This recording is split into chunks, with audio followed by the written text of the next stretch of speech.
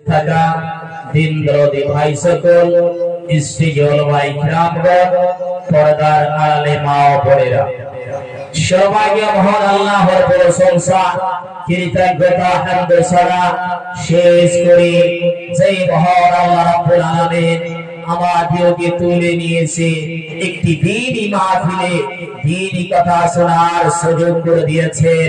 তাই তিনার দরবারে, সেই মনিবের দরবারে অন্তর থেকে তার শুকরিয়া আদায় করি, সকলেই পড়েন আলহামদুলিল্লাহ। তারপর আমাদের ধর্মের নেতা নবী মাইকি ওয়াগানি খাতিমুল আনবিয়া সাইয়্যিদুল মুরসালিন রফিউল মুদনবিন রাহমাতুল লিল আলামিন মাহবুবে কিবরিয়া জনাব মুহাম্মদুর রাসূলুল্লাহ সাল্লাল্লাহু আলাইহি ওয়াসাল্লামের প্রতি অগণিত দরুদ এবং সালাম নাযিল হোক। আল্লাহুম্মা সাল্লি আলাইহি আল্লাহুম্মা বারিক আলাইহি। শ্রোতাবৃন্দ, আমি যে বিষয়টি আমি আপনাদের সামনে বলতে যাচ্ছি সেটি হচ্ছে আওলাদের শিষ্টাচার, আওলাদের তারবিয়া।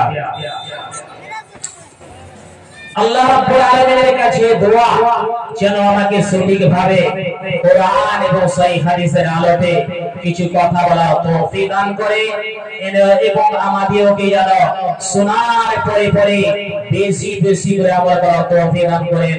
আল্লাহুম্মা আমিন সুম্মা আমিন।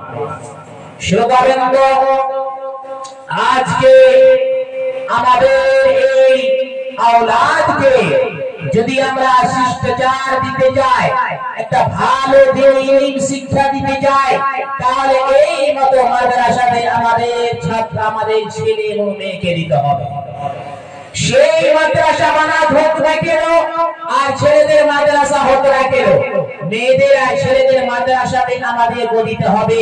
মেয়ে হলো মেয়েদের মাদ্রাসাতে, ছেলে হলো ছেলেদের মাদ্রাসাতে। তাহলে আমরা সেই ছেলে এবং মেয়েকে শিষ্টাচার ঠিকভাবে শিখাতে পারবো, নচিত অন্য জায়গায় আমরা পারবো না। তাহলে সেই মতো হযরত লুকমান হাকিম নিজের ছেলেকে কিভাবে নসিহত করেছিলেন, ওয়াজ করেছিলেন, বলেছিলেন, ও বৎস, ও কলেজার টুকরা বেটা, তুমি শোনো, আল্লাহর সঙ্গে কাউকে শিরক করিও না। শিরক হচ্ছে একটা বিরাট বড় জুলুম, শিরক হচ্ছে একটা বিরাট বড় গুনাহ।